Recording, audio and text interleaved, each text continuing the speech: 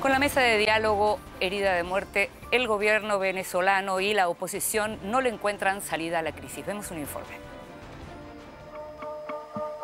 Tristeza es lo que me da de mi país. Se acabó.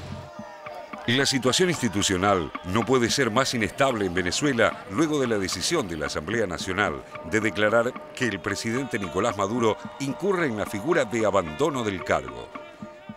Nicolás Maduro abandonó al pueblo de Venezuela, abandonó la Constitución y por ende esta Asamblea Nacional tiene que declarar el día de hoy el abandono del cargo.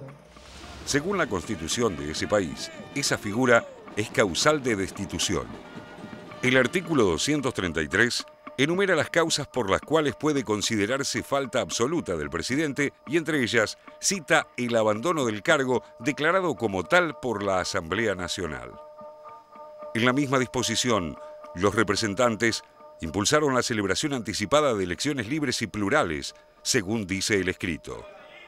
Esta declaración significó un nuevo escalón en el conflicto de poderes que el país vive desde que hace un año la oposición asumió el control de la Asamblea.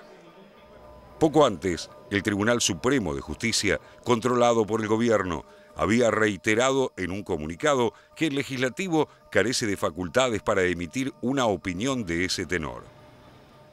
Hemos escuchado a algunos de los voceros que me han antecedido hablar de que el presidente no ha cumplido con esta tarea. Al contrario, cuando satanizan, criminalizan y estigmatizan las acciones implementadas por el presidente, ahí está implícito un reconocimiento de que el presidente está gobernando. Los defensores de esta decisión extrema le imputan a Maduro que haya impedido la entrada en vigencia de leyes sancionadas por la Asamblea y que presuntamente habrían ayudado a superar la crisis económica que vive Venezuela debido a la escasez de divisas, el desborde de la inflación y el desabastecimiento de varios productos de primera necesidad. También argumentan que el mandatario retrasó procesos electorales y promovió la devaluación de la moneda nacional. A partir del lunes 16 de enero, vaya entrando en circulación los nuevos billetes del cono monetario venezolano, que han venido llegando a pesar del sabotaje y el retardo, han venido llegando ya a Venezuela. En un cruce interminable de acusaciones, Maduro acusó a la mayoría opositora del Parlamento de aprobar un manifiesto golpista.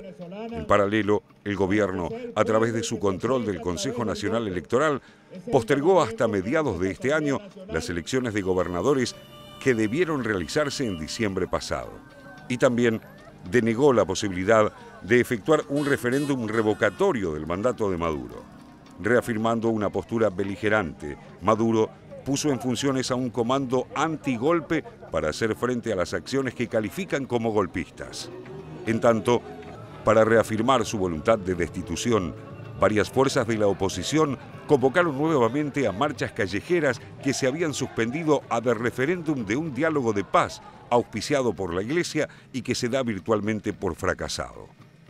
El 10 de enero se cumplió el cuarto año del actual mandato presidencial de 6. Según la Carta Magna, si la presidencia queda vacante dentro de los primeros 4 años, debe llamarse inmediatamente a elecciones. En cambio, si sucede en los 2 últimos, el periodo debe ser completado por el vicepresidente ejecutivo. He designado como vicepresidente ejecutivo de la República Bolivariana de Venezuela al compañero Tarek El Aissami. En este caso, quien acaba de ser designado, un chavista de fuerte compromiso ideológico con la revolución bolivariana como Tarek El Aissami.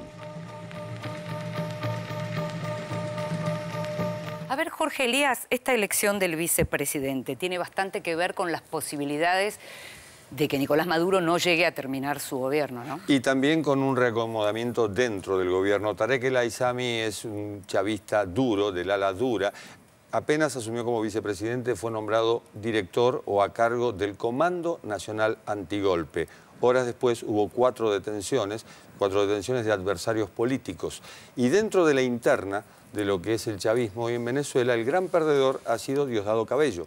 Diosdado Cabello, que estuvo junto a Chávez durante su gobierno, que en cierto modo era el heredero político de Chávez. Presidente de la Asamblea, ¿no? Presidente de la Asamblea Nacional en su momento, parecía serlo, y sin embargo, bueno, ha quedado raleado en esto. Hay otro dato importante.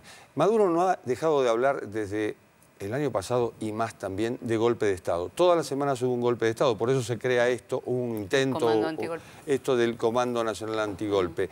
En el gabinete hay 34% de militares.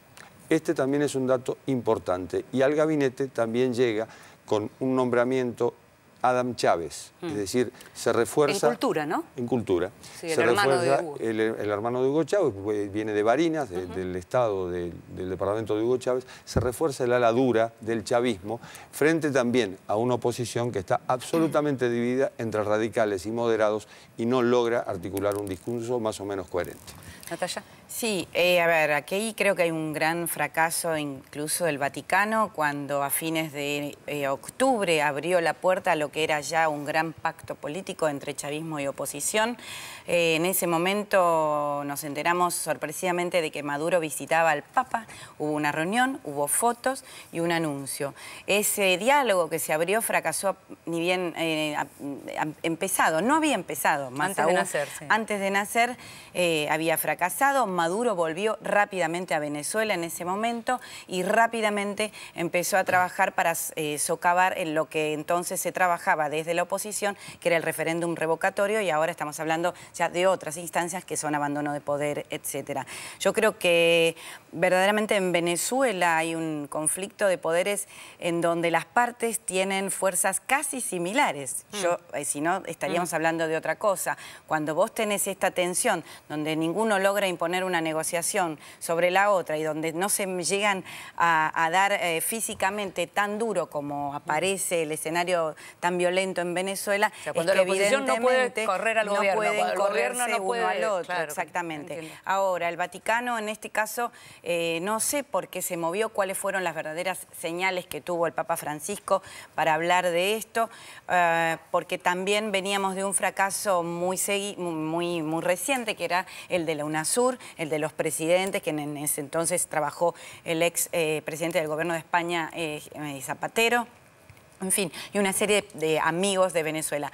Igualmente, con todo, me parece muy interesante en este caso que pese al aislamiento, la dureza que han aplicado los países del Mercosur, Argentina, Brasil, Uruguay, Paraguay, en este caso de no permitirle a Venezuela avanzar o integrarse al Mercosur hasta tanto no esté completo su esquema normativo, pero también condenando su política de derechos humanos, la región y el mundo entero sigue considerando que los venezolanos tienen que arreglar la situación entre ellos y no desde afuera.